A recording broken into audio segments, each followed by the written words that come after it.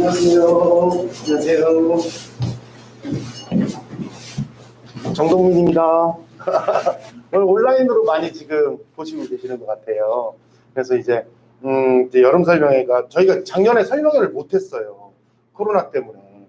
이제 겨울에도 못하고 여름에도 못하고 원래 두 번씩 하거든요. 근데 이번 여름 설명회 같은 경우는 그래도 이제 코로나가 조금 이제 나아지기도 했고 방역을 매주 해요. 저희 매주 화요일마다 방역을 하고 소독제 하고 다행히 1,600명 이상 다니는 학원인데 아무도 문제 없이 잘 다니고 있어서 너무 감사한 일이라고 생각을 하고 또 다음 달부터는 또 조금 완화되기도 하고 해서 이렇게 설명회를 마련했고요. 오늘 설명회는 육설기 지금 팀장님이에요. 고1 지금 전체 팀장이고 지금 아이들 저희 학원 특징이 1학년 때 아이들을 맡으면 2학년 3학년까지 데리고 올라가요. 아이들은. 그래서 수능 볼 때까지 담당한 팀장님이 직접 설명을 드리도록 하겠습니다. 아무쪼록 유익한 시간 되시길 바라겠습니다. 네.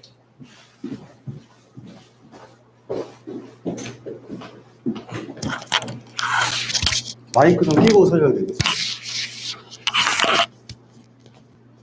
오전에는 한 그래도 10분 정도 오셨는데 오후에는 되게 특히 어머니들 많지 않으셔서 물론 이제 찍고 있고 온라인으로 이제 보시는 부모님들이 많으신데 많지 않으시니 제가 설명드리다가 혹시나 잘 이해 안 가거나 그런 부분 있으시면은 바로 중간중간 바로 말씀해 주셔도 됩니다.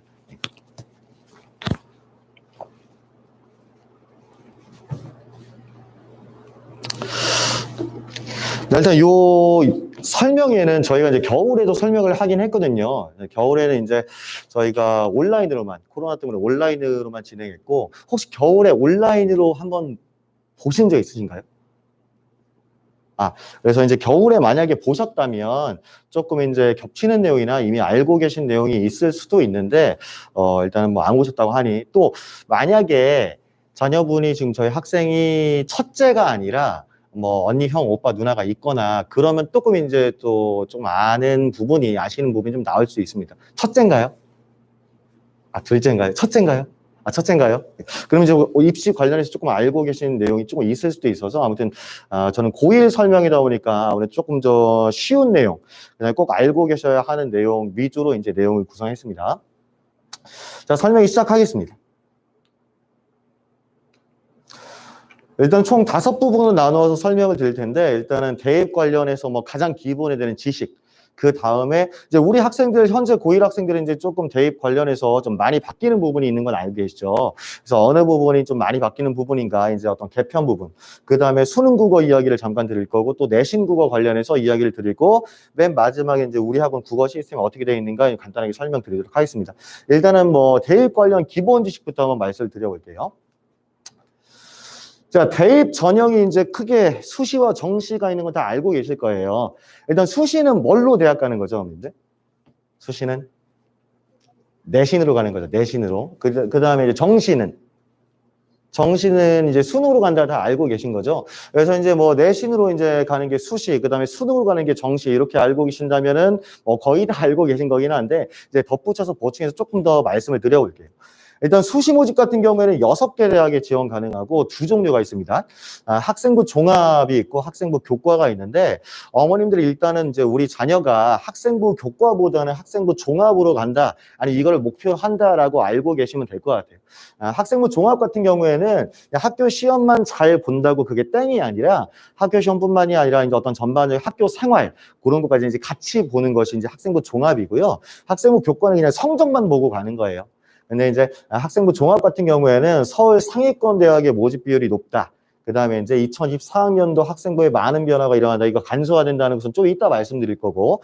아무튼 전국 단위의 모집 비율이 높다는 건 지방 데이터 포함해서를 얘기하는 거기 때문에 아무래도 이제 수시로 대학을 간다 하면은 학생부 교과보다는 학생부 종합을 생각하시는 게 좋을 것 같습니다. 집이 안양이라고 해서 안양에 있는 대학교 보내는 게 목표는 아니실 거 아니에요. 그죠? 그러니까 일단은 이 종합보다는, 교과보다는 종합으로 간다라고 생각하시면 될 것 같습니다.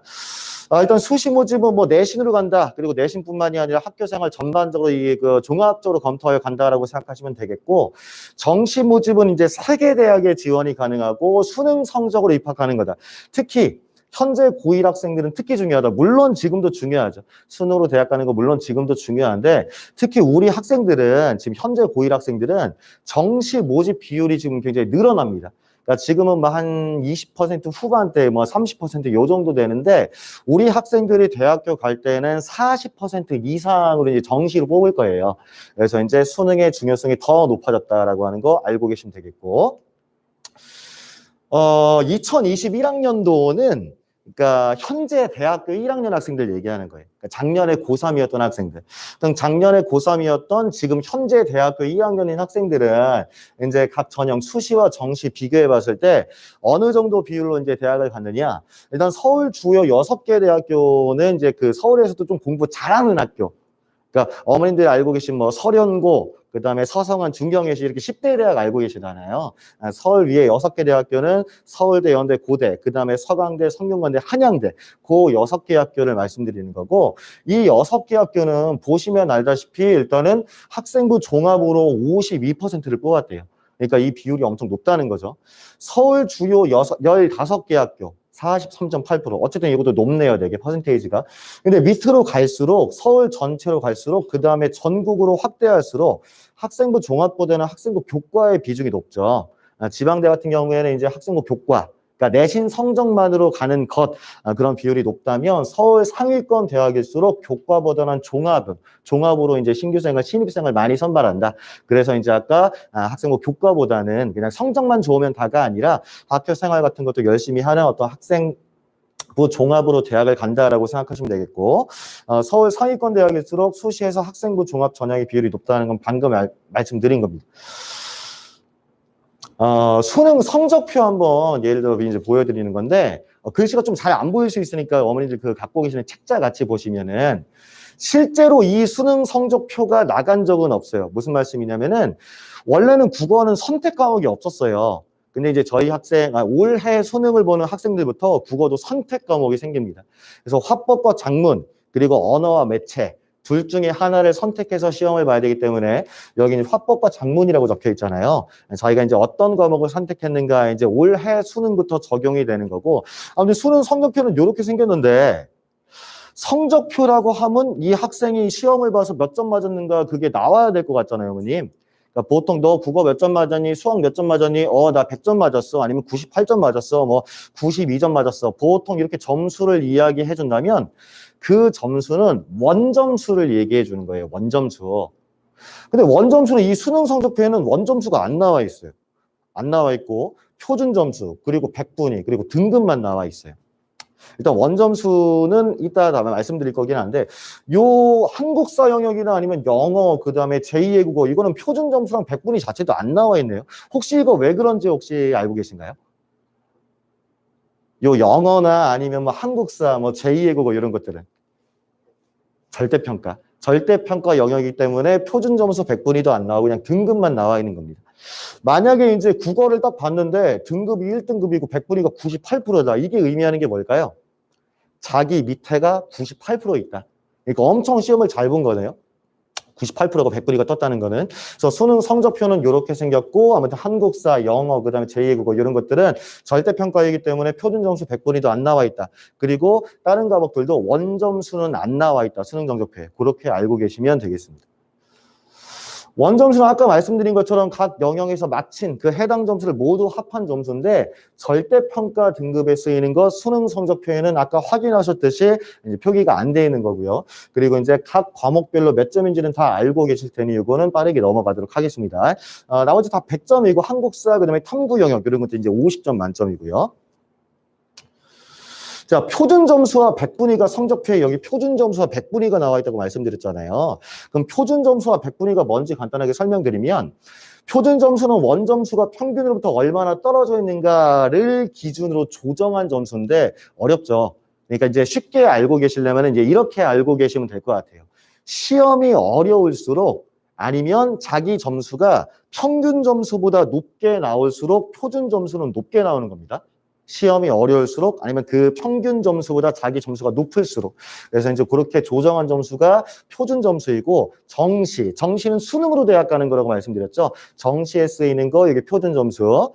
또 백분위는 응시 학생 전체에 대한 자기보다 낮은 점수 받은 학생의 집단 비율을 수치로 표현한 것. 아까 100분의 1가 98%였다는 건 자기 밑에가 98% 있다. 그러니까 자기는 상위 2% 안에 든다는 거죠. 엄청 잘한 거죠. 그래서 100분위는 그걸 표시하는 거고 역시 정시에 쓰이는 지표입니다. 자, 대학에 따라서 표준 점수를 보는 학교도 있고 그다음에 100분위를 보는 학교도 있긴 한데 뭐 그냥 간단하게 말씀드리면 뭘 보던 간에 그러니까 표준 점수를 보던 간에 100분위를 보던 간에 일단 시험을 잘 봐야 되겠죠. 그래서 시험을 잘 봐야 한다는 거는 뭐 뭘 보던 간에 뭐 똑같은 겁니다. 그리고 요거 다른 건 몰라도 요거 성적 발전의 추이는 100분위의 변화로 측정한다. 요거는 중요한 거니까 꼭 알아두셔야 될 것 같아요. 무슨 말씀이냐면 학생들이 이제 그 얼마 전에 6월 달에 이제 요번 달 초반에 모의고사 처음으로 왔죠. 고등학교 올라와서. 그래서 이제 모의고사 성적표를 보면 몇 등급인지 거기에 나와 있을 건데 보통 학생들은 이제 학교에서 1년에 2번 모의고사를 봐요. 6월에 한 번 볼 거고 11월에 볼 거고 2학년 올라가서도 6월에 한 번 볼 거고 11월에 한 번 볼 거고 그래서 1, 2학년 때 총 4번의 모의고사를 볼 텐데 만약에 이제 국어 성적 기준으로 이번 성적이 2등급 나왔다. 올해 11월에 모의고사 봤는데 국어가 또 2등급 나왔다. 내년에 6월 달에 또 국어 봤는데 2등급이 나왔다. 그럼 학생들도 그렇고 어머님들도 그렇고 2등급, 2등급, 2등급 나왔으니까 성적이 어떻게 되고 있는 걸로 생각하시는 경우가 많냐면 성적이 유지되고 있는 것으로 생각하시는 경우가 많아요. 근데 2등급은 상위 몇 프로부터 몇 프로까지가 2등급이냐면은 4%까지가 1등급이니까 이제 그 이후부터 그러니까 한 5%부터 그다음에 11%까지 거기까지가 이제 2등급이거든요. 그래서 등급만 보실 게 아니라 100분위도 같이 보셔야 돼요. 만약에 처음 본 시험이 2등급인데 상위 5% 2등급이다. 그 다음에 모의고사 봤는데 2등급이긴 한데 7% 상위 7% 2등급이다. 다음에 또 모의고사를 봤는데 상위 10% 2등급이다. 그럼 등급만 보고서는 성적을 유지하고 있는 것처럼 보이나 실제로 성적은 어떻게 되고 있는 걸까요? 떨어지고 있는 거죠. 그죠? 반대로 똑같은 2등급이라고 할지라도 첫 시험 상위 10%, 그 다음 상위 7%, 그 다음 상위 5% 그렇게 됐으면 똑같은 등급이라고 할지라도 그 학생은 성적이 오르고 있는 거예요. 그래서 이제 등급만 보시는 경우가 많아서 말씀드린 겁니다. 등급뿐만이 아니라 성적표에 100분위가 나오면 그 100분위를 꼭 체크해 주시고 모의고사 볼 때마다 100분위가 올라가는가 내려가는가 그거를 같이 봐주셔야 되는 겁니다. 아시겠죠?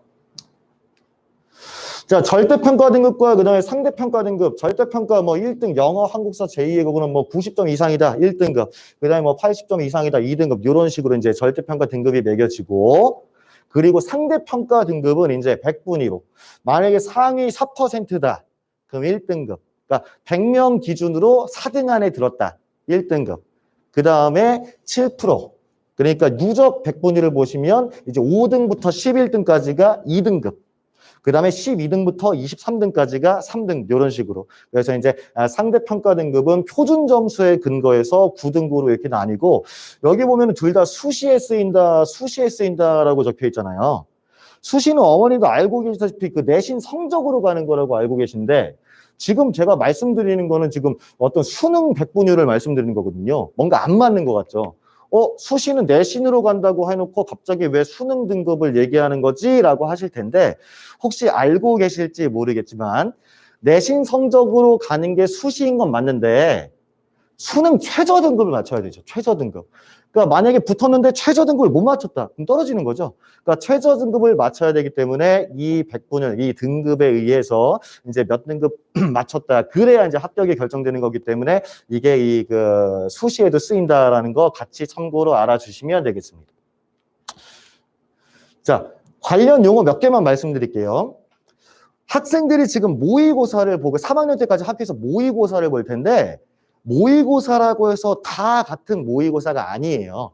1, 2학년 때는 어디에서 주관하는 모의고사를 보는 거냐면은 교육청에서 주관하는 모의고사를 보는 겁니다. 그리고 실제로 수능을 출제하는 기관은 교육청이 아니라 한국교육과정평가원, 줄여서 저희가 교과평이라고 부르기도 하고 평가원이라고 부르기도 하는데 이 평가원 문제가 더 중요한 겁니다. 왜냐하면 수능을 출제하는 기관이 어차피 평가원이니까. 근데 평가원에서는 모의고사를 1년에 2번밖에 안 내요. 6월 모의고사, 9월 모의고사. 그리고 실제로 수능. 그러니까 평가원에서는 1년에 3번 문제를 내는데 6월, 9월, 그리고 수능 문제 이렇게 낸다고 보시면 되는데 이 평가원에서 출제하는 문제는 고3 학생들 그리고 재수생들 요 학생들 기준으로 그 학생들 보게 하는 모의고사이기 때문에 학생이 1, 2학년 때 이 평가원 모의고사를 보진 않아요. 그러니까 얼마 전에 학생들이 본 6월 모의고사도 평가원 문제가 아니라 교육청 문제입니다. 교육청 문제. 그래서 똑같은 모의고사가 아니다. 똑같은 모의고사가 아니라 평가원 주간은 저희가 이제 모의평가 모평이라고 부르고 그 다음에 이제 1, 2학년 때 학교에서 보는 건 교육청 주간의 학평. 그래서 이제 똑같은 모의고사가 아니라 이번 학평은 아니면 이번 모평은이라고 말씀하시면은 이제 누군가 듣기에 좀 뭔가 좀 더 알고 계신 부모님이구나 조금 있어 보이기도 하겠죠. 아무튼 다 같은 모의고사 아닌데 어쨌든 이게 기준이고 이게 제일 중요한 겁니다. 수능 출제하는 기간이 평가원 문제가 제일 중요하고 기준이 되는 거고 교육청에서는 이 문제를 최대한 비슷하게 따라가고 최대한 비슷하게 출제하는 것이 교육청 문제입니다. 그래서 모의고사라고 해서 다 같은 모의고사는 아니었다. 자, 모의고사 실제 시점 및 기간 이건 간단하게 말씀드릴게요. 고1, 고2 때는 아까 말씀드렸듯이 이제 교육청에서 나오는 모의고사만 보는 거예요. 그래서 이제 3월에는 서울시 교육청, 6월은 부산시, 9월은 인천시, 11월은 경기도 교육청 주관된 문제를 보는 건데 대부분 학교는 이 4개를 다 보는 게 아니라 두 번만 봅니다. 서울시 같은 경우에는 3월 서울시, 11월 경기도 이렇게 1년에 2번 보고 안양시 같은 경우에는 6월 부산시 그리고 11월 경기도 1년에 2번 모의고사를 보게 됩니다. 3학년 올라가면 이제 모의고사를 많이 보게 돼요. 막 교육청 문제도 보게 되고 또 평가 모의고사도 보게 되고 3학년 때는 조금 모의고사가 많은데 1, 2학년 때는 1년에 2번씩 그러니까 1학년 때 2번, 2학년 때 2번 이렇게 보게 된다는 거 알고 계시면 되겠고 모의고사 볼 때마다 어머님들이 꼭 체크해 주셔야 되는 거 아까 말씀드린 거 뭐였죠? 등급뿐만이 아니라 100분위까지 같이 봐주셔야 돼요. 알겠죠? 그래서 성적이 올라가는가 아니면 떨어지고 있는가 유지하고 있는가. 그래서 학교보다 차이는 있지만 1, 2학년은 보통 1년에 2번 6월, 11월 이렇게 교육청 모의고사를 실시합니다. 자, 여기까지는 아주 가장 기본적인 말씀을 드린 거기 때문에 다 알고 계신 내용일 수도 있었어요. 그러니까 지금부터가 좀 더 중요하겠죠. 많이 변하니까 입시가. 자, 일단은 요거는 좀 글씨가 작으니까 우리 그 프린트 그 책자 같이 봐주시면 될 것 같아요. 일단 첫 번째 가장 큰 변화점은 정시 전형이 확대된다는 겁니다. 그러니까 정시는 수능 보고 대학 가는 게 정시잖아요.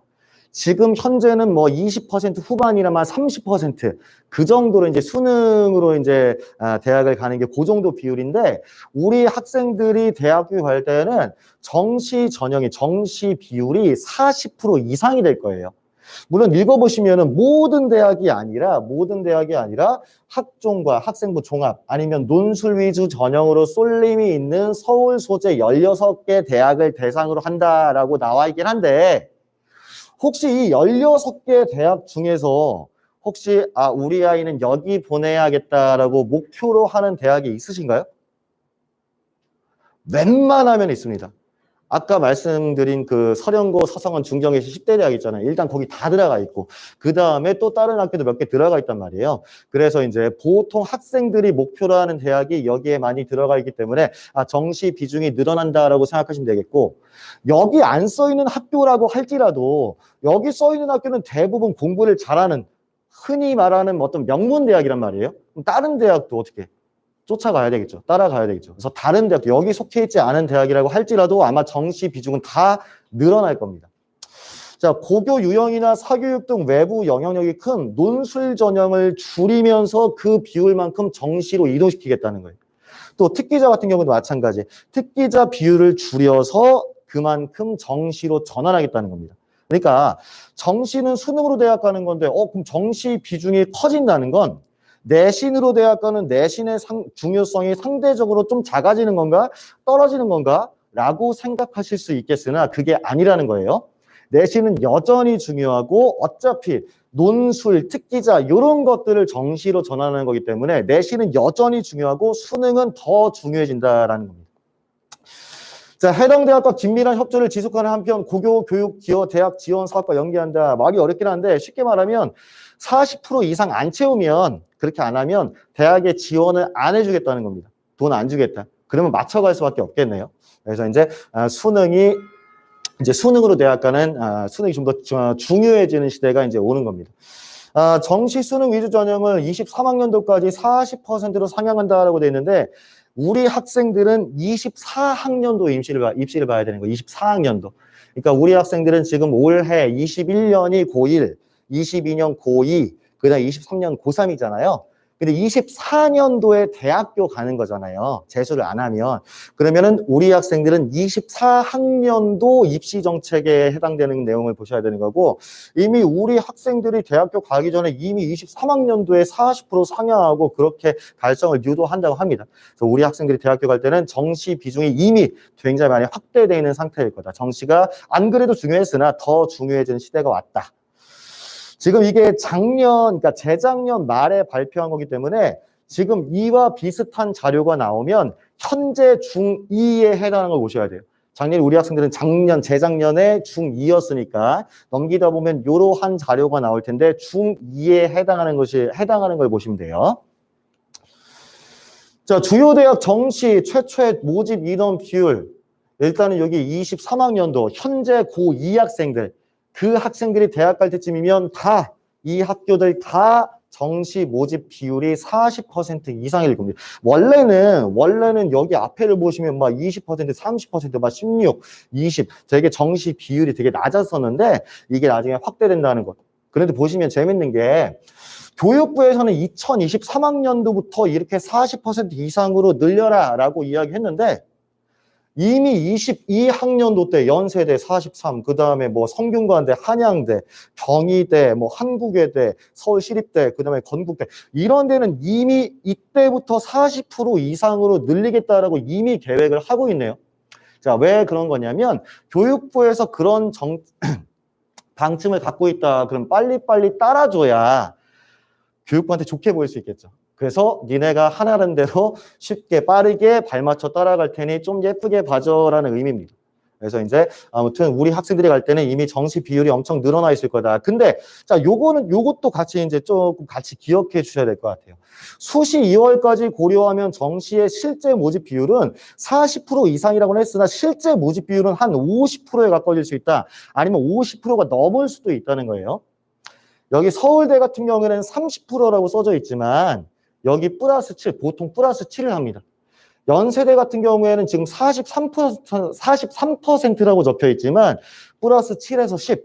그러니까 연세대 같은 경우에는 정시로 50% 이상을 뽑게 될 거예요. 그럼 이거 왜 그런 거냐면 수시 2월이라고 하는 건 원래 이제 대학교에서 우리는 수시로 몇 명 뽑고 정시로 몇 명 뽑아야겠다라는 계획이 있을 거잖아요. 수시로 몇 명 뽑겠다 그 계획한 만큼 다 못 뽑아요. 왜냐하면 미등록자가 발생하기 때문에. 만약에 학생이 문과다. 되게 공부를 잘해서 문과인데 서울대도 붙고 연세대도 붙었다. 어디 갈까요? 보통 서울대 가겠죠. 물론 이제 과에 따라서 이제 나는 요 과가 더 마음에 든다. 그러면은 뭐 반대의 경우도 있을 수 있겠지만 보통 서울대에 간단 말이에요. 그럼 연세대가 미등록되는 거죠. 그래서 학교에서도 1차, 2차, 3차 이런 식으로 계속 추가적으로 신규생을 받는데 그래도 그걸 다 못 채웁니다. 만약에 이과생이다. 서울대에 붙었는데 다른 데 의대가 붙었어요. 고민이 되겠죠. 근데 보통 더 많은 학생들은 보통 의대를 갑니다. 그런 경우. 그럼 아무리 서울대라고 할지라도 수시 2월이 생길 수 있는 거예요. 그래서 수시로 계획한 인원을 다 못 채운다. 그럼 그 계획한 인원을 다 못 채웠다면 그럼 이미 수시 끝난 상태에서는 뭘로 뽑아야 될까요? 정시로 그거를 채워 넣어야 되는 거예요. 그래서 수시 2월 때문에 실제 정시의 모집 비율은 50% 가까이 혹은 50% 이상이 될 수 있다는 겁니다. 그래서 정시가 수능으로 대학 가는 게 최대 전형이 된 겁니다. 수시 같은 경우에는 학생부 종합, 학생부 교과, 논술, 특기자 다 합쳐서 한 50%가 되는 거고 정시는 그냥 수능 하나만으로 50% 또는 50%가 넘는다는 얘기예요. 그래서 수능으로 대학 가는 정시가 아무튼 최대 전형이 되었다. 우리 학생들이 이제 대학교 갈 때는. 자, 아까 이제 정시 비중을 그러면 어디에서 줄여서 정시로 많이 유도할 거냐? 바로 논술과 특기자입니다. 논술 같은 경우에는 사실 학교에서 준비하기가 어렵죠. 논술 같은 경우는 보통 이제 학원에 다니거나 다른 쪽에 이제 좀 힘을 빌려서 그렇게 이제 준비를 하게 되는데 고교에서 아무래도 준비하기 어렵기 때문에 이런 것들은 조금 논술고사는 전형 필제를 유도한다는 거예요. 뭐 진짜 폐지가 될지 어떻게 될지는 좀 더 봐야 알겠긴 한데 어쨌든 간에 교육부에서는 폐지를 유도한다고 하니 지금보다는 조금 많이 위축되고 축소되겠죠. 그래서 아직 학생들은 고1 학생들은 일단은 1학년이다 보니까 논술은 크게 아직은 신경 쓰지 않고 그 다음에 이제 조금 상황을 지켜보면서 어떻게 어느 정도 축소가 되는가 그때 뭐 고2 때 아니면 고3 때 논술도 어떻게 같이 한번 생각을 해볼 건지 그때 생각해봐도 늦지 않습니다. 아직 1학년이기 때문에 일단 논술 같은 경우에는 크게 신경 쓸 부분은 아니고요. 특기자 전형도 마찬가지예요. 아무튼 이 교육부에서는 논술과 특기자 전형을 폐지하고 그렇게 할 것을 계획하고 있다. 그럼 그걸로 뽑으려는 비율만큼 어디 쪽으로 돌리려고 한다. 정시 비율로 전환하려고 한다. 요게 이제 포인트입니다. 그래서 요거 두 개는 많이 위축될 거다. 자, 아까 보신 요 표를 다시 한번 보시면 지금 그 서울 주요 6개 학교, 서울대, 연대, 고대, 그 다음에 뭐 성균관대, 뭐 서강대, 한양대 이런 데는 원래 논술 7.7, 기타 1.5 이런 것들. 이제 요런 식으로 이제 신규생들을 뽑았는데 지금 교육부는 여기를 최대한 줄이려고 폐지까지 생각하고 있단 말이에요. 그래서 요 비율만큼 어디에? 정시에. 그다음에 요 비율만큼 정시에. 그럼 원래 서울 주요 6개 학교는 정시로 원래 한 28%를 뽑았는데 얘네들을 폐지하면서 이쪽으로 전환한다면 거의 40% 가까워지겠죠. 그죠? 그래서 이제 논술이나 이 기타에 해당되는 이런 것들을 전환해서 정시로 전환시키려고 하는 거다. 자, 따라서 논술이 없는 서울대, 고려대 등 일부 대학을 제외하고 각 대학별 학생부 교과, 그러니까 내신으로 학교 가는 거, 학생부 교과, 학생부 종합 전형 비율에는 큰 변화가 없을 것으로 보인다. 아까 말씀드렸듯이 정시의 비중이 늘어나는 거면 내신의 중요성이 좀 떨어지는 거 아닙니까? 그게 아니라는 거예요. 어차피 얘네들을 전환시키는 거기 때문에 학생부 교과, 종합, 내신으로 대학 가는 건 큰 차이가 없을 것이다. 라고 생각하시면 되겠습니다. 자, 그리고 이제 정규 교육과정 이외의 어떤 이외의 활동을 대입 반영해서 폐지하겠다. 간단하게 말씀드리면 학생부가 되게 간소화될 거다. 이게 또 이제 우리 학생들이 꼭 알아둬야 되는 어떤 바뀌는 부분인데 정규 교육과정 이외의 활동을 대입 반영 폐지한다. 일단 여기 밑에 한번 볼게요. 비교과 영역 중에서도 교과 활동이라고 하는 부분이 있어요. 여기 과목당 500점 이렇게 막 적혀져 있는 거 있는데 왼쪽 요런 것들과 요거를 비교해 보시면 우리 학교 학생들이 24학년도 대입이라고 말씀드렸죠. 그러니까 이게 19년도에 나온 발표이기 때문에 그때 당시 중2였고 이걸 보셔야 돼요. 이거를. 그 앞에 거랑 비교해 보면 뭔가 미기재한다, 미반영한다. 다음 페이지 넘어가도 미반영, 미기재, 기재 금지, 미기재, 미반영, 뭐 미반영. 뭐 반영하지 않는다, 기재하지 않는다라는 얘기가 되게 많이 적혀 있죠. 이런 것들 다 대학교 들어갈 때 거의 반영하지 않는다. 반영하지 않는 것을 목표로 삼는다는 겁니다. 다시 말씀드리면 일단은 교과활동 과목당 500자. 각 과목 선생님들이 이 학생은 요걸 잘한다. 국어는 요런 걸 잘한다. 요런 것들 열심히 했다. 이렇게 적어주시는 거. 생활기록에 적어주시는 거. 종합의견은 담임 선생님이 적어주시는 건데 요거는 유효하나 이런 것들. 방과 후 학교활동. 이거 미기재는 아예 기록부에 쓰지도 않는다는 거예요. 그리고 여기 미반영이라고 되어 있는 건 쓰기는 쓰는데 생활기록부에 그 학생부에 쓰기는 쓰는데 그래도 대학 갈 때 그것이 영향을 주지는 않는다. 이 미반영한다. 미기재와 미반영은 그런 차이가 있긴 한데 아무튼 둘 다 중요한 걸로 보지 않겠다는 겁니다.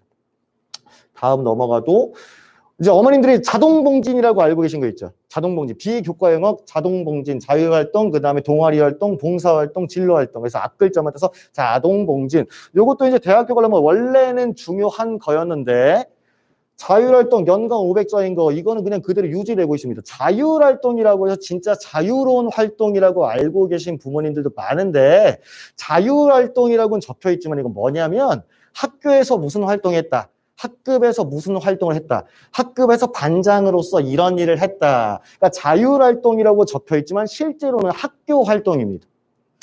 자, 그리고 동아리 활동. 동아리 활동은 자율동아리를 대입에 미반영한다. 그러니까 원래 그 전까지만 해도 자율 동아리는 연간 1개 기재한다 막 이런 식으로 그것도 대입에 영향이 있었던 거거든요. 근데 자율 동아리는 대학교 가는데 이제 도움이 안 된다. 미기재 안 적으니까 미반영 적긴 하지만 반영하지 않으니까 그러니까 정규 동아리만 인정하고 학교에서 하는 자율 동아리는 대입에 있어서 큰 영향을 끼치지 않는다는 겁니다. 동아리 활동. 또 봉사활동도 마찬가지. 봉사활동, 개인 봉사활동 실적을 대입에 미반영한다. 물론 학교에서 어떤 선생님이, 학교 선생님이 주도해서 하는 봉사활동은 여전히 유효하지만 자기가 어떤 기관에 가서 자기가 임의대로 하는 봉사활동은 해봤자 이것이 반영되지 않는다는 겁니다. 그리고 진로활동은 큰 차이는 없지만 뭐 진로 희망 분야 대입에 미반영한다. 그러니까 동아리 활동부터 맨 마지막에 수상 경력, 독서 활동까지는 뭔가 미반영, 미기재, 미반영 이렇게 적혀 있는 걸 보니 이 비교과 영역은 거의 뭐라고 해야 될까요? 초토화됐다라고 생각하시면 될 것 같아요. 자, 그러면 이제 한 가지 이제 여쭤보고 싶은 건 학생부에서 비교과 영역 이런 것들이 중요해지지 않는다라는 얘기는 상대적으로 뭐가 더 중요해진다는 얘기가 될까요? 다시 내신 성적이죠. 상대적으로 내신 성적이 더 중요해진다는 거죠. 그러면 아까 정시의 비율이 수능의 중요성이 높아진다고 해서 내신의 중요성이 낮아지지 않는다라고 말씀드렸는데 다시 좀 수정해서 말씀드리면 수능은 안 그래도 중요했지만 수능은 앞으로 더 중요해질 거고 비율이 늘어나니까 또 내신도 안 그래도 중요했지만 앞으로 내신도 더 중요해질 거란 얘기겠네요. 그래서 대학에 가는 방법이 간소화되고 되게 간단해졌다고 보시면 됩니다. 그러니까 뭐 봉사활동, 뭐 동아리 활동, 기타 등등 이런 거 중요성이 상당히 떨어졌고 거의 수능으로 갈 거냐, 내신으로 갈 거냐 이 두 개가 가장 중요해지는 시기가 왔다고 보시면 될 것 같습니다. 자, 그렇다고 해서 비교과 영역, 이게 일명 자동봉진 아까 말씀드린 그게 완전 폐지되는 건 아니에요. 정규 교육과정이 아닌 비교과 영역의 반영을 폐지하겠다라는 의미거든요. 그러니까 만약에 학교에서 비정규가 아니라 정규 동아리 활동을 했다. 그건 인정이네요. 그건 중요한 겁니다. 학교에서 정규 동아리 활동을 했다. 이건 인정. 그 다음에 학교에서 기획해서 교사가 지도하는 봉사 활동을 했다. 그건 해야 되는 거예요. 정규 교육과정이니까. 근데 만약에 이 정규 교육과정이 아니라 그냥 학교에서 자율 동아리 활동을 했다. 아니면 그냥 자기가 임의적으로 외부에 가서 봉사활동했다. 이거는 대입에 미반영한다는 얘기입니다. 그래서 이 봉사활동이나 뭐 동아리 활동 이게 완전히 폐지된다는 아니고요.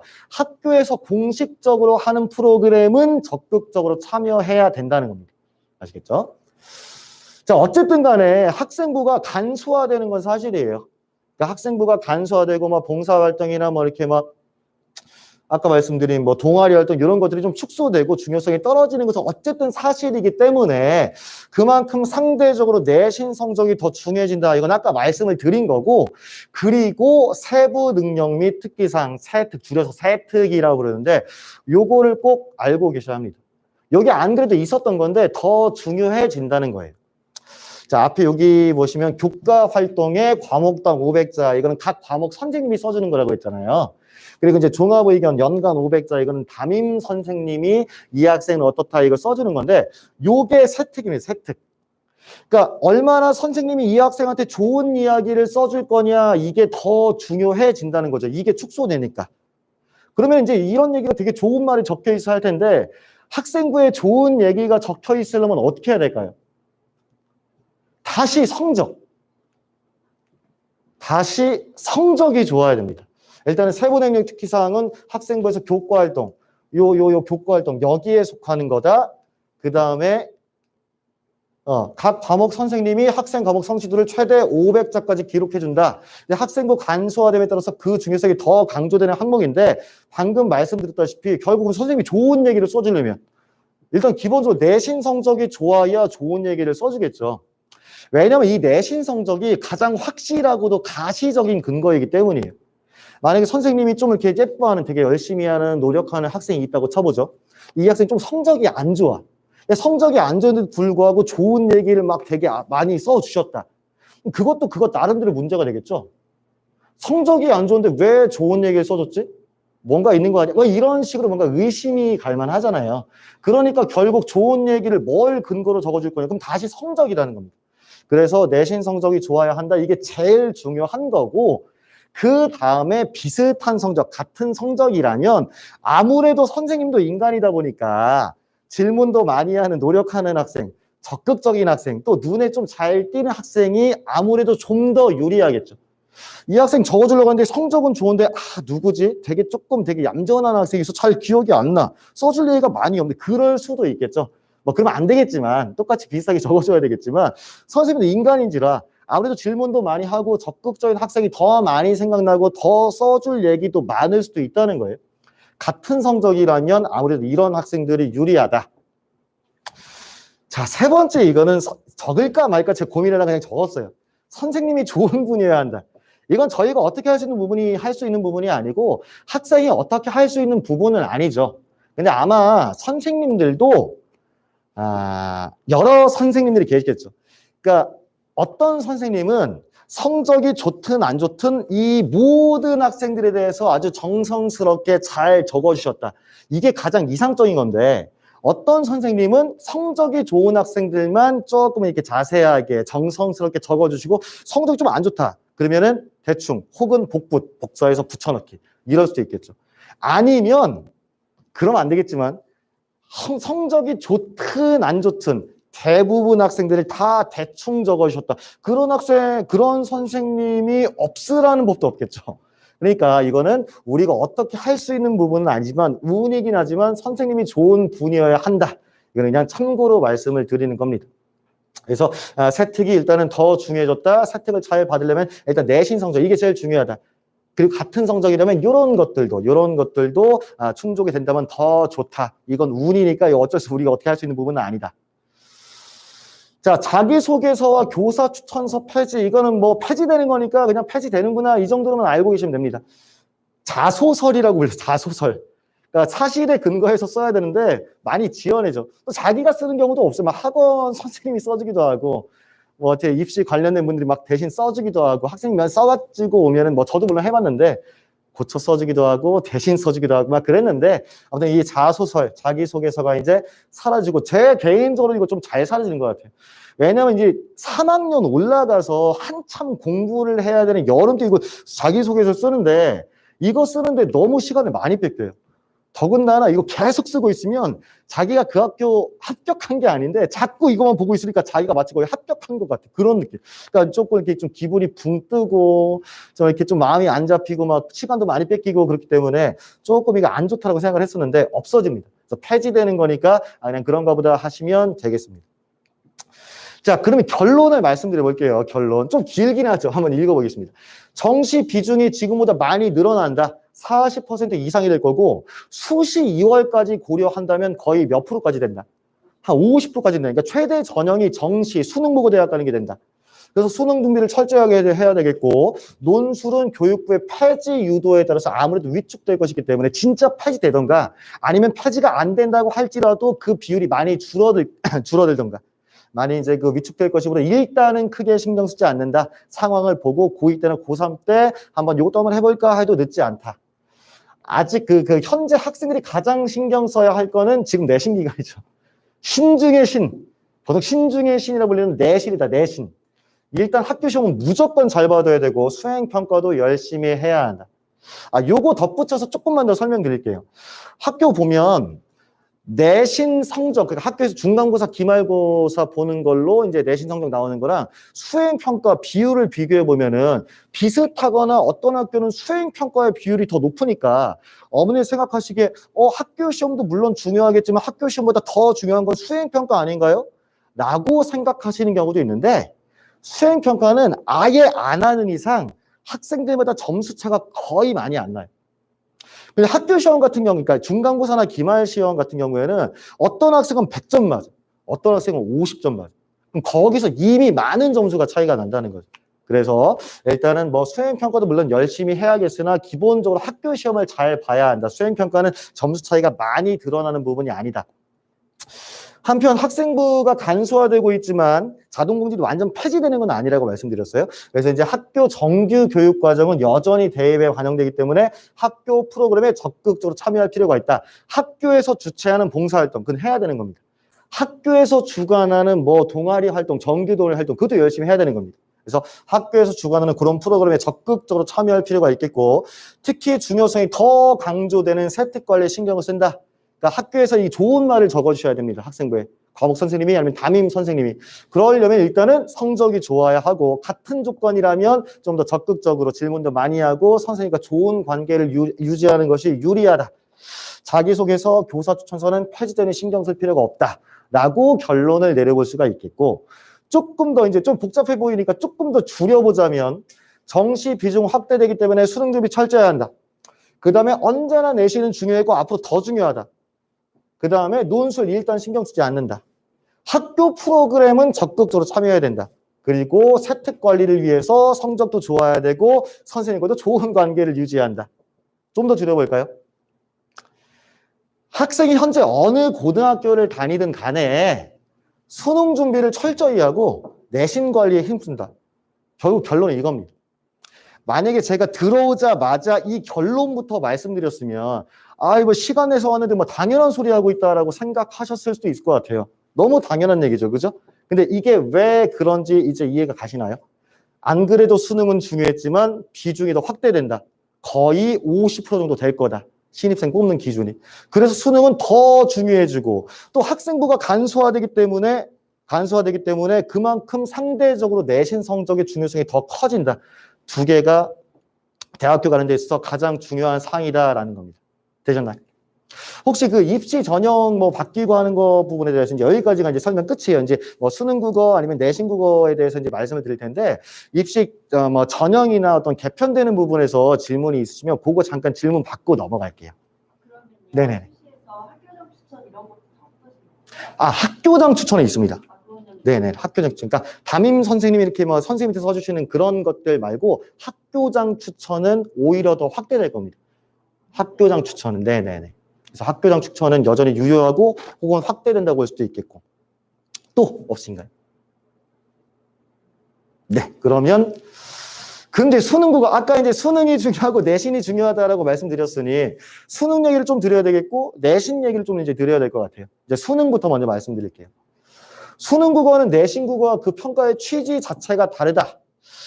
내신 시험, 그러니까 중간고사랑 기말고사는 학생의 과거의 성실성에 대한 평가예요. 그러니까 이 학생이 지금까지 학교에서 열심히 수업을 듣고 열심히 공부를 했는가, 지금까지 열심히 했는가, 그걸 평가하는 게 중간고사, 기말고사예요. 수능은 여태까지 잘 했는가가 아니라 이 학생이 고등학교 마치면 어디에 갈 건데? 대학에 갈 건데 대학 가서 잘 할 수 있을까? 이걸 평가하는 게 수능이에요. 그러니까 학교 시험이 과거의 성실성에 대한 평가라면 수능은 미래의 가능성에 대한 평가라고요. 그럼 평가의 취지가 완전 다른 거죠. 그러면 수능의 취지를 생각해 봤을 때 배운 거에서 나와야 될까요? 안 배운 거에서 나와야 될까요?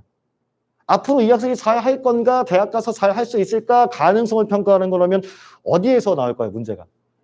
안 배운 거에서 나오겠죠. 안 배운 거에서. 자, 수능의 취지를 생각해 보면 안 배운 지문, 안 배운 작품, 여기서 문제가 출제되는 건 어찌 보면 당연하다는 겁니다. 자, 그런데 수능 국어를 잘 보기 위해서는 학생들이 어떤 작품, 어떤 지문이 나오더라도 자기가 스스로 그걸 독해하고 스스로 문제를 해결할 수 있는 능력을 갖추어야 하는데 문제는 그러한 능력이 하루아침에 생겨나는 건 아니겠죠. 자, 이미 학생들은 어디에 많이 익숙해져 있냐면 일단 중학교 3년 선생님이 수업 시간에 다 알려줘요. 자, 이 작품 주제가 뭐다, 표현 방식은 어떤 방식 사용하고 있다, 어디에 밑줄 걸어, 어디에 별표 쳐라, 이거는 시험에 나온다. 이거 다 알려주신단 말이에요. 그래서 그거를 잘 이해하고 잘 암기하면 중학교 다니면서 국어 시험 보는 데는 큰 문제가 없었을 겁니다. 보통 90점, 100점 보통 그렇게 많이 맞아요. 그리고 이제 고등학교 올라와서 이제 국어 시험 한번 봤잖아요. 점수가 유지되나요? 떨어졌나요? 떨어진 학생들이 굉장히 많습니다. 왜냐하면 중학교랑 고등학교랑 난이도 차이가 엄청나기 때문인데 어쨌든 간에 고등학교 내신도 중학교 때랑 비교하면 난이도는 비교할 수 없을 정도로 어려워지지만 그래도 학교 수업에 충실해야 한다는 기본 원리는 같습니다. 그런데 수능은 불친절하다는 거죠. 불친절하다. 아까 말씀드렸듯 안 배운 거에서 나온다는 거예요. 수능국어는 처음 보는 거를 불쑥 내밀고 문제를 바로 풀어내기를 요구하기 때문에 수능은 불친절하죠. 미리 알려준 거에서 문제를 내는 게 아니니까. 결국 수능 국어를 준비하는 데 있어서 가장 중요한 것은 무엇이냐? 선생님이, 학교 선생님이 아니면 학원 선생님이 뭔가를 수업 시간에 가르쳐 주기 전에 어떤 낯선 지문이 나왔다. 아니면 어떤 낯선 작품이 나왔다. 그러면 자기가 먼저 스스로 그 글을 읽어내고 분석하는 것. 만약에 한 번 읽어서 이해가 안 됐다. 그럼 두 번 읽어봐야 돼. 두 번 읽어서 이해가 안 됐다. 세 번 읽어보고 다시 한번 생각해보고 네 번 읽어보고 다섯 번 읽어보고 다시 한번 고민해보고 그렇게 먼저 혼자 고민하는 시간이 많아야 수능 국어를 잘 볼 수 있다는 거죠. 그럼 이렇게 이제 혼자 열심히 했는데 혼자 고민했는데 이렇게 이제 말씀드리니까 그럼 학원 다닐 필요가 없는 건가요? 라고 생각하실 수 있겠으니 이렇게 생각하실 수 있겠으니 자 그런데 학원은 여전히 필요합니다. 왜냐하면 자기가 이제 혼자 고민하고 혼자 분석해보고 혼자 문제도 풀어보고 혼자 틀린 거 봤다고 이제 쳐보죠. 근데 자기가 이거를 잘 했는지 못했는지 자기가 스스로 점검이 가능한가요? 자기가 스스로 잘했는지 못했는지 점검이 가능하다면 그 학생은 이미 100점 맞을 학생이죠. 그러니까 내가 한 생각이 내가 읽은 이해한 내용이 잘 돼 있는 건지 이 문제를 올바른 방향으로 풀었는지 그건 자기가 스스로 점검할 수가 없는 부분이에요. 그거는 학원에 나와서 점검을 받아야 되겠죠. 학원 당연히 필요합니다. 왜냐하면 일주일 동안 자기가 읽어보고 분석하고 문제 풀어본 그 무엇을 누군가에게는 점검을 받아야 되기 때문이고 일종의 레슨 같은 걸로 생각하시면 될 것 같아요. 레슨. 일주일에 한 번 4시간 오지만 그 일종의 레슨이다. 만약에 어떤 학생인지 어떤 사람이 무슨 뭐 보컬 레슨 아니면 기타 레슨을 뭐 받는다고 쳐보죠. 연습은 누가 해야 됩니까? 연습은. 나와서 하는 게 아니라 자기가 혼자 있을 때 자기가 지독하게 연습하는 겁니다. 실력은 또 언제 늘까요? 자기가 지독하게 혼자 연습했을 때 그때 실력이 느는 겁니다. 그리고 나와서 그 레슨 선생님 만났을 때는 뭐 하는 겁니까? 여태까지 저 이거 연습했는데 이렇게 하는 게 맞나요? 이렇게 하다 보니까 어떤 어려움이 있었습니다. 그러면 요거는 요런 부분을 조금 고쳐보고 요런 부분을 조금 더 이쪽 방향으로 나아가 보자. 됐니? 그럼 일주일 동안 다시 하고 와. 그럼 일주일 동안 다시 만났어. 요때까지 또 요런 것도 좀 변했구나. 요런 것들을 이렇게 좀 한번 보완해보고 앞으로 또 요런 쪽으로 조금 더 생각을 해봐야 되겠다. 이런 과정이 일어나야 된다는 겁니다. 그래서 자기가 연습하고 자기가 고민했을 때 그때 실력이 느는 건데 그럼 점검을 누가 하냐? 그 점검을 선생님이 한다는 거죠. 자, 수능 국어에 대한 올바른 이해 그것을 바탕으로 학생들 어떻게 점검할 거냐? 또 어떤 방향을 제시할 거냐? 하는 것이 학원과 선생님의 경쟁력입니다. 자, 요거 지금 보시는 거는 이게 지금 수업이 다 끝난 상태의 교재일까요? 수업을 하기 전의 교재일까요? 거기 적혀 있는 것처럼 수업 준비라고 적혀 있죠.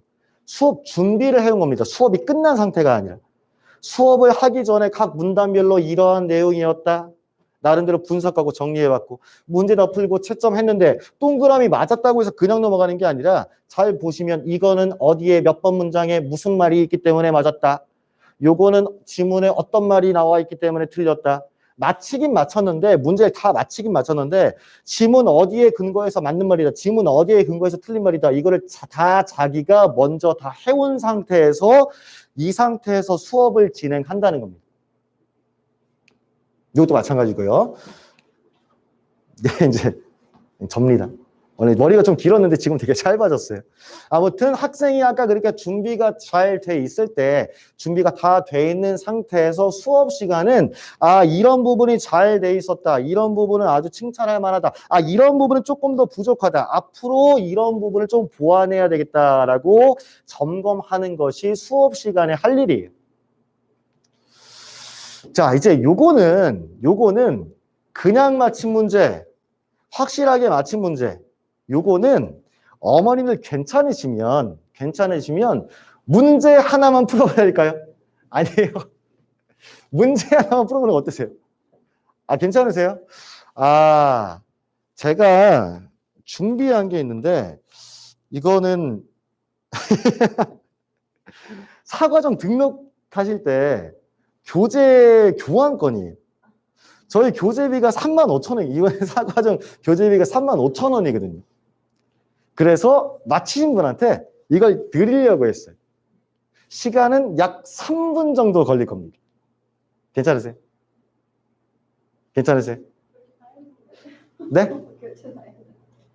아, 다 하셨어요? 그럼 환불해드리면 되죠. 그러면 제가 요거 한번 잠깐 드려볼게요. 시간 많이 안 걸릴 거예요. 그러니까 그냥 맞힌 문제는 어떤 문제고 확실하게 맞힌 문제는 무슨 문제냐, 학생들은 어떻게 문제를 맞춰야 되느냐, 그걸 어머님들도 이제 아셔야 할 필요가 있기 때문에 요거 한 문제입니다. 한 문제. 자, 지금부터 시간은 3분 드릴게요. 지금부터 시간은 3분 드릴 거고 영상으로 요거 보고 계시는 부모님들은 시간이 한 3분 정도 걸리니까 그거 조금만 좀 기다려 주세요. 이거 이제 3분 정도 드릴 테니까 지금부터 읽고 문제를 한번 풀어보시면 되겠습니다. 네? 아니. 자, 이제 시간이 됐으니까 자, 답부터 말씀드릴게요. 답은 3번입니다. 3번. 맞히셨어요? 3번입니다. 답은 3번. 그런데 진짜 이제 제가 말씀드리고 싶은 건 위에 제일 위에 그냥 맞힌 문제, 확실하게 맞힌 문제라고 써 있죠. 답이 3번인 건 매우 쉽습니다. 현재 이게 옛날 수능 문제이긴 한데 지금 수능은 이거랑 비교할 수 없을 정도로 어려워요. 지금 이 수능 국어가 되게 한 뭐 5년, 6년 전부터 엄청 어려워졌거든요. 그래서 이건 비교할 수 없을 정도로 어렵고 이건 수능이 쉬울 때 문제의 답이 3번인 건 쉬운데 그럼 저는 1번 선지에 대해서 이제 질문 드릴게요. 1번 선지. 직렬 구조에서는 부품수가 많을수록 신뢰도가 높아진다. 자, 이게 틀린 말인 건 그러면 이게 신뢰도를 알 수 없기 때문에 틀린 말인가요? 아니면 신뢰도가 낮아지기 때문에 틀린 말인가요? 낮아지기 때문에 틀린 말이죠. 그죠? 학생한테 물어보면 이거 알 수 없는 거 아닌가요? 라고 얘기하는 경우가 있어요. 아니죠. 낮아지는 거죠. 그럼 왜 낮아지는지도 설명이 가능하신가요? 왜 낮아지는지 설명이 가능하시다면 바로 이걸 드리겠습니다. 신뢰도는 왜 낮아지는 걸까? 어떤 하나의 부품이 고장나면 홍보될 경우와 차단되는 시스템이 고장나니까 부품의 수가 많아질수록 네. 고장될 확률이 커지기 때문에 네네. 부품이 많아질수록 고장날 확률이 커진다. 맞습니다. 어떻게 그걸 알 수 있죠? 네. 중간 부분에 고장 없이 작동하는 부품은 있다고는 없다고 했나요? 없다 그랬죠. 즉 신뢰도가 몇인 부품이 없다는 얘기일까요? 신뢰도가 1. 신뢰도가 1인 부품은 없다는 얘기죠. 즉 1보다 낮은 수를 계속 곱해줘요. 부품이 늘어난다는 이야기는 1보다 낮은 수를 계속 곱해준다는 얘기입니다. 그럼 1보다 낮은 수를 계속 곱해준다는 거는 그 장비의 신뢰도가 계속 어떻게 된다는 의미일까요? 계속 떨어진다는 의미겠죠. 그죠? 자, 그러니까 이 문제는 아까 말씀드렸듯, 그리고 이거 실제로 저희가 이거는 쉬운 거기 때문에 작년에 중3이었을 때, 학생 중3이었을 때 같이 풀어봤던 건데, 이거는 3번을 맞은 학생은 많으나 이게 1번이 왜 오답인지를 설명할 수 있는 학생들이 많지 않아요. 장비의 신뢰도가, 이 부품의 신뢰도가 1인 부품은 없기 때문에 그 부품이 늘어난다는 것은 1보다 작은 수를 계속 곱해줘야 된다는 이야기고 1보다 작은 수를 계속 곱해준다는 것은 장비 전체 신뢰도가 떨어진다는 의미다. 이렇게까지 설명할 수 있다면 그건 그냥 맞힌 문제가 아니라 어떻게 맞힌 문제일까요? 확실하게 맞힌 문제가 되겠죠. 확실하게 맞히셨으니 드리겠습니다. 네. 이미 내셨으면 환불해달라고, 조짐을 환불해달라고 하세요. 그리고 원래는 한 분만 드리기로 계획이 되어 있었는데 두 분이시니까. 네. 그래서 확실하게 맞힌 문제는 그런 식이다. 이해가 되셨나요? 그냥 정답만 맞췄다 그걸로 이제 끝이 아니고 그게 중요한 게 아니라는 이야기였습니다. 자, 다시 이제 이어서 말씀을 드리면 말씀을 드리면 그냥 맞힌 문제는 답이 쉬워서 맞췄다. 근데 나머지가 왜 오답인지 모르겠고 설명이 불가능하다. 이런 경우 그냥 맞힌 겁니다. 자, 그 다음에 1, 2, 3, 5번이 아니어서 4번이 답이다. 4번이 1, 2, 3, 5번이 아니어서 4번이 답인 게 아니라 진짜 확실하게 맞추려면 4번이 왜 답인지를 설명할 수 있어야 되겠죠. 그 다음에 내가 알고 있는 배경 지식으로 문제를 풀어서 맞췄다. 나는 이미 어떤 거 과학, 경제, 배경 지식이 있어서 그걸로 문제를 풀었다. 그럼 확실하게 맞힌 문제가 아니고 그냥 맞힌 문제입니다. 그럼 확실하게 맞힌 문제는 뭐냐? 정답이 왜 정답인지 또 오답이 왜 오답인지 선택지 1번부터 5번까지 지문의 어디에 근거해서 이건 맞는 말이다. 지문의 어디에 근거해서 틀린 말이다. 아까 부품의 신뢰도가 1이 없다. 그 말은 1보다 작은 수를 계속 곱해준다는 거다. 그 말은 장비 전체 신뢰도가 떨어진다는 것이다 라고 설명할 수 있어야 그게 확실하게 맞힌 문제라는 겁니다. 수능 국어에서 중요한 건 진짜 실제 수능에서 중요한 건 맞히는 게 중요한 겁니다. 실전이기 때문에 어쨌든 뭐 찍어서 맞히든 뭐 아래 맞히든 맞히는 게 일단 중요한 거겠죠. 근데 수능 국어를 준비하는 데 있어서 가장 중요한 건 당장 어떤 문제를 맞췄냐 못 맞췄냐가 아니라 그 문제를 어떻게 맞췄냐 아니면 확실하게 맞췄냐 이게 더 중요한 겁니다. 그리고 선생님이 그 문제를 확실하게 설명할 수 있느냐 이것도 중요한 문제겠죠. 만약에 이와 같은 문제 쉬운 문제라고 해서 자 틀린 사람 이거 쉬운 문제지 넘어갈게 하면 저는 좋은 선생님이 아닌 거죠. 다른 부분을 못 짚어줬기 때문입니다. 그래서 선생님이 그 문제를 확실하게 설명할 수 있느냐 납득할 수 있을 정도 설명해 주었느냐 이것도 중요한 문제가 되겠죠. 만약에 선생님이 이렇게 문제풀이를 해 주셨다면 그건 잘못된 겁니다. 읽어보니까 당연히 이게 답이 물론 읽어보면 문학 같은 경우에 우린 전공이 국어니까 읽어보면 답이 딱 그거밖에 없어. 그런 경우도 물론 있어요. 근데 저희 입장에서 당연한 거지 학생 입장에선 당연하지 않을 수 있겠죠. 자, 그 다음에 속어법에 의해 1, 2, 3, 5번을 제거하면 4번이 답이란다. 물론 내신 문제 풀 때는 이게 또 뭐 의미 있는 방법이기도 하지만 적어도 수능을 접근하는 데 있어서는 이건 좋은 방법이 아닙니다. 4번이 답이면 왜 4번이 답인지를 얘기할 수 있어야 되는 겁니다. 그 다음에 과학 시간에 안 배웠어? 라고 이제 가끔 그렇게 물어보시기도 합니다. 지금 국어 시간인데 과학을 얘기할 필요가 없겠죠. 물론 비문학 지문에는 경제, 사회, 과학 나오지만 학생의 과학 지식을 물어보는 게 아닙니다. 읽기 능력을 물어보는 것이기 때문에 국어 시간이죠.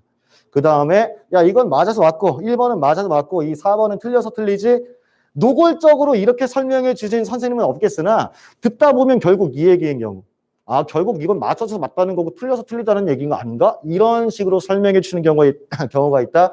다 선생님의 잘못된 문제뿐입니다. 자, 결론 수능 국어는 수능 국어답게 공부를 해야 된다는 건데 학생 스스로가 낯선 지문을 읽고 분석하는 노력을 끊임없이 먼저 해와야 되는 겁니다. 학원만 몸만 왔다 갔다 한다고 해서 점수가 저절로 오르는 건 아니에요. 수업하기 전에 미리 그만큼 고민과 분석과 연습을 노력을 많이 해와야 되는 겁니다. 한 문제 풀더라도 확실하게 그 문제를 맞힐 수 있도록 해야 됩니다. 그냥 맞힌 문제가 아니라 확실하게 맞힌 문제로 그 맞힌 문제를 바꿔줘야 되는 겁니다. 자기가 제문을 제대로 이해했는지, 지문을 제대로 이해했는가, 그다음에 제대로 문제를 풀어냈는가, 이거는 스스로 점검이 불가능하므로 그거는 이제 학원에 와서 선생님과 계속 점검해 나가야 된다는 거죠. 그래서 수능을 대비하는 데 있어서는 그게 굉장히 중요한 문제였다. 결론을 말씀드릴 수 있겠습니다. 아시겠나요? 자, 다음 이제 내신. 원래 계획은 3시쯤에 이제 끝내야겠다라고 생각을 했는데 조금 넘어갔네요. 좀 최대한 빨리 끝내보도록 하겠습니다. 내신 국어는 이렇게 많이 말씀드릴 게 없어요. 내신 국어 이야기. 아까 신중의 시인이라고 말씀드렸죠. 내신. 얼마나 중요한가? 신중의 시인이라고 부릅니다. 내신. 자, 그러나 그 내신조차 결정해버리는 절대신이 있었으니, 자, 그것은 바로 뭘까요? 내신이 신중의 신인데 그것마저 결정해버리는 절대신이 있다면, 이미 펴놓으셨네요. 학교 선생님. 물론 저는 학원에 종사하고 있긴 하지만 내신한테 있어서 절대신은 학교 선생님이에요. 왜냐하면 문제를 학교 선생님이 내는 거니까 제가 내는 게 아니고. 자, 그분은 1년에 4번 시험지를 만드시는 문제 출제자. 그 다음에 또 수행평가하면 어떻게 했는가 또 평가해 주시기도 하고, 그 다음에 학생의 어떤 세부능력 특기사항, 세트가 아까 중요하다고 말씀드렸죠. 그거 좋은 말 적어 주셔야 되는 어떤 뭐 기록해 주시는 그런 분이라는 거예요. 학교 선생님은. 자, 지금 내신 기간이죠. 수업을 하다 보면 분명히 이거 학교에서 배웠을 텐데 이 학생은 왜 이 내용을 하나도 모르지? 심지어는 소설인데 주인공이 죽는데 주인공이 죽는 것도 몰라요. 학교 수업을 아예 안 들었다는 거죠. 왜 내용을 아무도 모를까? 그럼 이제 학생한테 너 이거 왜 모르니? 왜 아무것도 모르니? 물어보면 이렇게 대답합니다. 학교에서 잤는데요?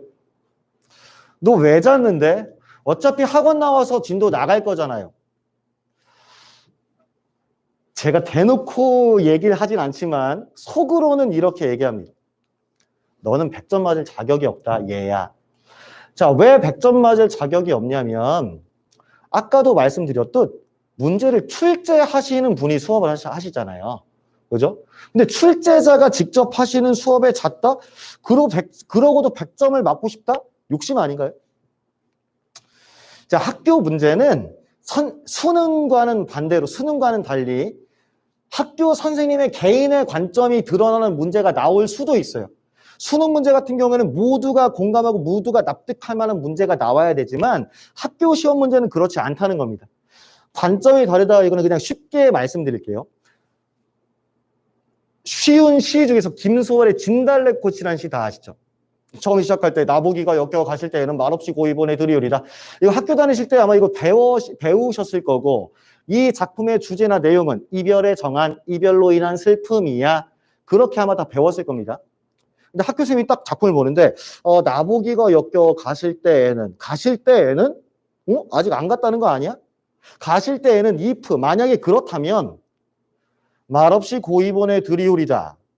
드리오리다? 미래 시제? 그럼 아직 안 보냈다는 거네? 라는 관점을 가질 수도 있겠죠. 자, 그러면 연인 둘이서 우리 헤어지면 어떻게 할 거야? 난 너 안 잡을 거야. 그냥 고이 보내드릴게. 라는 농담이 가능하다는 건 둘 간의 사이가 매우 어떻다는 것을 증명하는 걸까요? 둘 간의 사이가 아주 돈독하고 둘 간의 사랑이 아주 무르익었다라는 증거가 될 수 있겠죠. 그렇게 본다면 이 작품은 이별의 슬픔과 이별의 정한이 아니라 주제는 뭐라고 해야 되는 겁니까? 사랑을 하면서 느끼는 행복감이 주제가 되는 겁니다. 아예 정반대의 내용이 되어버렸죠. 그죠? 관점에 대해서 설명드리기 위해서 제가 조금 극단적인 예를 든 거긴 한데 이렇게 문학 작품 같은 경우에는 선생님 개인적으로 갖고 있는 관점이 다를 수가 있다는 거예요. 근데 만약에 그런 설명해 주시는데 막 자고 있었다. 문제를 맞출 수가 없겠죠. 자, 선생님이 수업 시간에 따로 강조해 주신 내용의 문제가 나올 수도 있고 아니면 선생님이 따로 교과서에는 안 나와 있지만 따로 추가로 해 주신 내용이 문제에 나올 수도 있습니다. 선생님이 수업 시간에 어떤 부분 강조해 주시는가 그리고 또 어떤 부분에 대해서 어떤 관점을 갖고 계시는가 관점은 서로 다를 수가 있으니까 또 가끔은 야 이거 나온다 이렇게 직접적으로 노골적으로 알려주시는 경우도 있고 야 이거 되게 중요한 것 같지 않냐 중요해 보이지 중요하다 이런 식으로 나온다는 얘기죠 시험에 그렇게 알려주시는 경우도 있다는 거예요. 그래서 이런 부분을 다 학교에서 집중해서 수업을 들으면서 미리 다 체크를 해갖고 와야 되는 겁니다. 학생한테 이제 이렇게 얘기를 하고 싶습니다. 일단 할 건 하고 와라 학교에서. 시험을 출제하시는 분이 수업을 직접 해주시는 건데 할 거는 하고 와라. 그 다음부터는 우리가 책임지겠다. 만약에 할 게 안 돼 있으면 조금 100점 어렵습니다. 그래서 일단은 학생이 해야 할 일이 있고 학교에서 해와야 할 것이 있고 저희가 학원에서 점검하고 지도해야 할 부분이 있는데 학생이 자기의 할 일을 다 잘 했을 때 또 저희가 저희의 본분을 다 했을 때 이 두 개가 종합돼야 좋은 내신 해피엔딩 결론이 날 수 있다는 겁니다.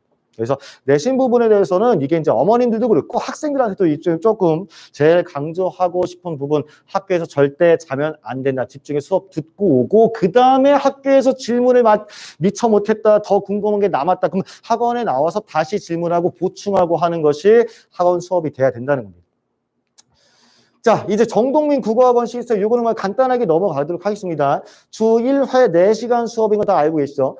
근데 이거 80분 이렇게 나와 있는데 2학년, 3학년은 80분이지만 저희 1학년은 90분, 60분이에요. 왜냐하면 수능이 좀 바뀌죠. 저희 이제 그 선택 과목 생기면서 원래는 문학이랑 독서랑 원래 문학 15문제, 독서 15문제 이렇게 총 30문제였는데 우리 학생들이 수능 볼 때는 15문제에서 17문제로 늘어나요. 그러니까 문학 17문제, 독서 17문제. 그 원래 30문제였는데 34문제로 더 확대됐으니 더 중요해지는 거고 그래서 수업 시간도 조금 늘어나고 문법은 선택 과목이라고 말씀드렸죠. 화법과 작문을 선택할 거냐 아니면 언어와 매체를 선택할 거냐. 근데 언어와 매체에서 언어가 문법이에요. 그래서 선택 과목이기 때문에 조금 비중이 줄어서 문법은 저희가 60분 수업을 하는데 나중에 우리 애는 나중에 문법 선택 안 할 수도 있잖아요. 그럼 이 수업은 필요 없는 거 아닌가요? 라고 생각하실 수도 있겠으나 어차피 내신에서 필요하면 내신 내신 준비할 때 문법은 시험법이 무조건 되고 내신에서 또 문제가 어렵게 나오기 때문에 내신 대비 때문이라도 문법은 어차피 해야 되는 부분입니다. 나중에 수능 때 무슨 과목을 선택하든 간에. 그래서 저희 정규 수업은 독서 90분, 문학 90분, 그다음에 문법 60분 이렇게 이제 수업을 하고 있고 과목별로 선생님이 다 다릅니다. 저 같은 경우에는 독서 아니면 문법 수업을 하고 있고 또 어떤 선생님은 문학 수업을 하시는 선생님이 계시고 이제 선생님이 다 다릅니다. 그래서 만약에 3교시로 이렇게 돼 있으면은 1교시는 저, 2교시는 다른 선생님, 또 3교시는 다른 선생님 이런 식으로 선생님 3분과 수업을 하는 겁니다. 정규 수업은. 그리고 내신 대비 수업은 주 1회 3시간 학교별로 담당 강사가 전담하는 거예요. 전담. 저도 이제 물론 전담하는 학교가 있겠고 다른 선생님도 전담하는 학교가 있을 텐데 그 선생님과만 수업을 하게 되는 겁니다. 그럼 정규 수업 때는 왜 일주일에 4시간이고 그 다음에 내신 수업 때는 3시간으로 왜 줄어드는가요? 라고 생각하실 수 있겠으나 정규 수업은 만약에 한 달 수업이다. 그럼 4번 수업으로 끝나는 건데 내신 대비는 4번 수업하고 시험 전날 모두 같이 해야 될까요? 직전 대비를 3시간 또 해야 돼요. 그래서 정규 수업은 4시간 수업을 4번 한다. 내신 대비는 3시간 수업을 5번 하는 거다라고 생각하시면 되겠습니다. 저희가 모의고사 클리닉을 이제 내신 기간 때는 못하고 이제 시험 기간이 아닐 때는 모의고사 클리닉도 하고 있거든요. 그러니까 평일날 시간을 낼 수 있으면 수목금 중에서 이제 선택해서 시간 낼 때 선택해서 모의고사 클리닉이라고 하는데 아마 지금 학생들이 갖고 있는 교재가 정규 교재 진도 나가는 교재가 있고 주차과제라는 교재를 갖고 있을 거예요. 그럼 그 주차과제는 뭘 모아놓은 거냐면은 모의고사를 모아놓은 거예요. 45문제짜리 모의고사를 모아둔 건데 그거 매주 하나씩 풀어드리는 게 숙제이긴 하거든요. 근데 집에서 해오면 아무래도 80분을 딱 지켜서 해오긴 조금 어렵겠죠. 그래서 가능하면 시간을 낼 수 있으면 학원에 나와서 시간 딱 재고 풀었으면 또 바로 이제 선생님한테 뭐 해설 강의 듣고 그 다음에 개별적으로 질문한다. 그게 가장 이상적이다. 모의고사 클리닉도 시간이 되면 하는 게 좋다라고 말씀을 드려봅니다. 집에서 숙제하면 이제 학원에 나와서 질문하려고 하면은 내가 이거 무슨 생각해서 왜 이걸 체크했지? 기억이 잘 안 나는 경우가 많아요. 그래서 풀자마자 틀린 거 보고 풀자마자 바로 질문하는 게 제일 효율성이 좋긴 하겠죠. 지금 코로나 기간이기 때문에 일단은 기본적으로 해설 강의식으로 수업을 합니다.